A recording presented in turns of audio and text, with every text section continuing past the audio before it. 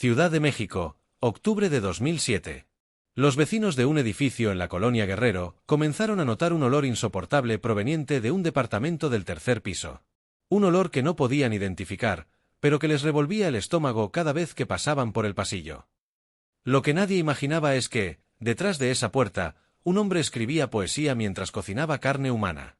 Y que en su refrigerador, junto a verduras y bebidas, guardaba pedazos del cuerpo de su novia.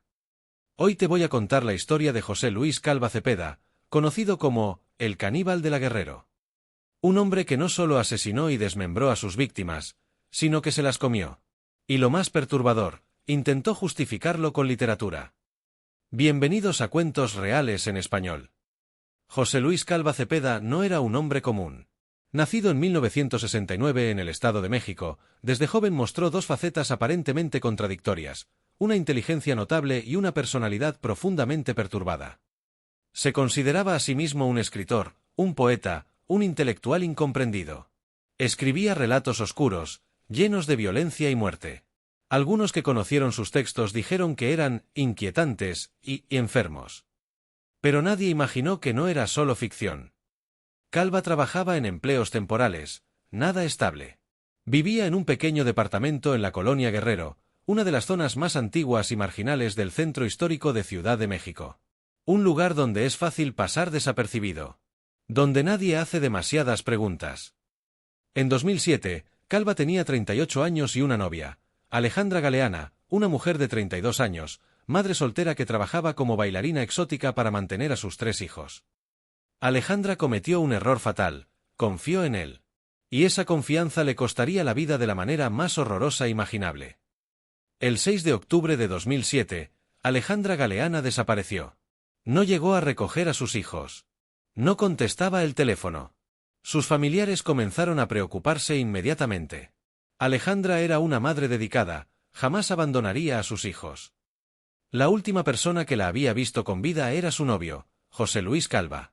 Cuando los familiares le preguntaron por ella, él respondió con calma inquietante: Alejandra me dejó. Se fue con otro hombre. No sé dónde está, contó. Pero algo no cuadraba. Los familiares no le creyeron. Conocían a Alejandra. Sabían que ella jamás se iría sin avisar, sin llevarse a sus hijos. Así que hicieron lo que tenían que hacer, denunciaron su desaparición. La policía comenzó a investigar, y todas las pistas conducían al mismo lugar, el departamento de José Luis Calva en la calle Prolongación Juárez número 402, tercer piso. Los vecinos del edificio ya habían reportado ese olor nauseabundo que salía de su departamento. Un olor dulzón, putrefacto, imposible de ignorar. Algunos pensaron que era basura acumulada. Otros, que algo había muerto dentro. Y tenían razón. Pero lo que había muerto no era un animal. El 8 de octubre de 2007, apenas 2 días después de la desaparición de Alejandra, la policía obtuvo una orden para ingresar al departamento de Calva. Lo que encontraron cambiaría para siempre a los oficiales que participaron en ese operativo. Cuando derribaron la puerta, el olor los golpeó como una pared. Era insoportable. Y entonces vieron la escena. En la estufa de la pequeña cocina había una olla. Dentro de ella, cocinándose, había carne. Pero no era carne de animal. Era un brazo humano. El brazo de Alejandra Galeana. En el refrigerador, envueltos cuidadosamente en bolsas de plástico, encontraron más restos, pedazos de piernas, trozos de torso, órganos. Todo meticulosamente cortado y almacenado, como si fuera comida común. Pero lo más perturbador estaba en el plato sobre la mesa. Un plato con restos de comida reciente. Análisis posteriores confirmarían lo que todos temían: José Luis Calva no solo había asesinado y descuartizado a Alejandra. Se la había comido. Y no era la primera vez. Cuando la policía llegó, Calva no estaba en el departamento. Pero no había ido muy lejos. Los oficiales comenzaron a buscarlo en la zona. Lo encontraron pocas horas después, caminando tranquilamente por las calles cercanas, como si nada hubiera pasado. Cuando intentaron arrestarlo, Calva corrió. Entró a un restaurante cercano y se encerró en el baño. Los policías rompieron la puerta y lo encontraron ahí, quieto, mirándolos fijamente. «Ya sé por qué vienen», dijo con una calma escalofriante. «Soy un caníbal, punto». La confesión de Calva abrió una investigación mucho más amplia y aterradora. porque Alejandra no había sido su única víctima. Durante el interrogatorio, Calva admitió haber asesinado al menos 2 mujeres más antes de Alejandra. La primera fue Verónica Consuelo Martínez, su novia anterior, desaparecida en mayo de 2004. Su familia había denunciado su desaparición, pero el caso se había archivado sin resolver. La segunda fue una mujer no identificada, a quien Calva conoció en la calle y llevó a su departamento con falsas promesas. El patrón era siempre el mismo. Calva elegía mujeres vulnerables, generalmente trabajadoras sexuales o madres solteras en situación económica difícil. Las atraía con promesas de relación o dinero. Las asesinaba en su departamento. Las descuartizaba meticulosamente. Y luego, las cocinaba y se las comía. Pero aquí viene lo más perturbador de todo.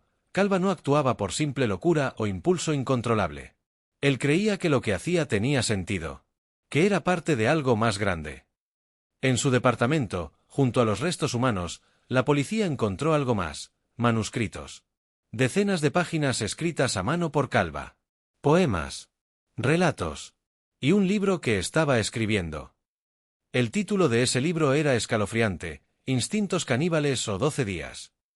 En él, Calva narraba en detalle sus crímenes, pero no como confesión, sino como literatura.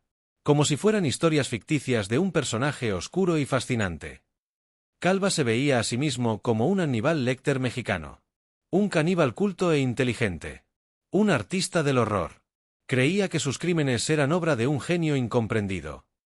José Luis Calva fue recluido en el reclusorio Oriente de la Ciudad de México mientras esperaba su juicio. Las evidencias en su contra eran abrumadoras: los restos de Alejandra en su departamento, su confesión, sus manuscritos detallando los asesinatos. Enfrentaba cargos de homicidio calificado con agravantes de ensañamiento y canibalismo. La pena sería de al menos 60 años de prisión. Pero José Luis Calva Cepeda nunca sería juzgado. Nunca pagaría formalmente por sus crímenes ante un tribunal. El 11 de diciembre de 2007, apenas 2 meses después de su arresto, Calva fue encontrado muerto en su celda. Se había suicidado, ahorcándose con los cordones de sus zapatos y un cinturón improvisado. Dejó una nota de despedida. En ella, no se disculpaba. No mostraba remordimiento. Solo escribió fragmentos de poesía oscura y se refirió a sí mismo como un incomprendido hasta el final. El caso de José Luis Calva Cepeda sacudió a México. No solo por la brutalidad de sus crímenes, sino por algo más profundo y perturbador: ¿cómo un hombre puede llegar a ver el canibalismo como arte? ¿Cómo puede justificar el asesinato como expresión literaria? Los psicólogos forenses que analizaron el caso concluyeron que Calva sufría de múltiples trastornos: psicopatía severa, narcisismo patológico y posiblemente esquizofrenia paranoide. Pero más allá de los diagnósticos, lo que queda es una pregunta sin respuesta: ¿hasta dónde puede llegar la mente humana cuando pierde toda conexión con la moral? Hoy, la Colonia Guerrero en Ciudad de México sigue siendo un barrio popular, lleno de vida y movimiento. El edificio donde vivió José Luis Calva todavía existe. Y la gente que pasa por ahí probablemente no sabe que, hace años, en uno de esos departamentos, ocurrió uno de los crímenes más perturbadores de la historia criminal mexicana. Alejandra Galeana dejó 3 hijos huérfanos. Verónica Consuelo Martínez tenía una familia que nunca pudo darle sepultura digna. Y hay posiblemente más víctimas que nunca conoceremos, porque Calva se llevó sus secretos a la tumba. La historia del caníbal de la Guerrero nos recuerda algo aterrador: el mal no siempre grita. A veces escribe poesía. A veces se disfraza de inteligencia. Y a veces, está cocinando horror en el departamento de al lado. Esto fue un caso real. Un crimen real. Un monstruo real. Gracias por escuchar. Nos vemos en el próximo caso de Cuentos Reales en Español. Y recuerda, los monstruos no están en los cuentos de terror. Están en la vida real, más cerca de lo que crees.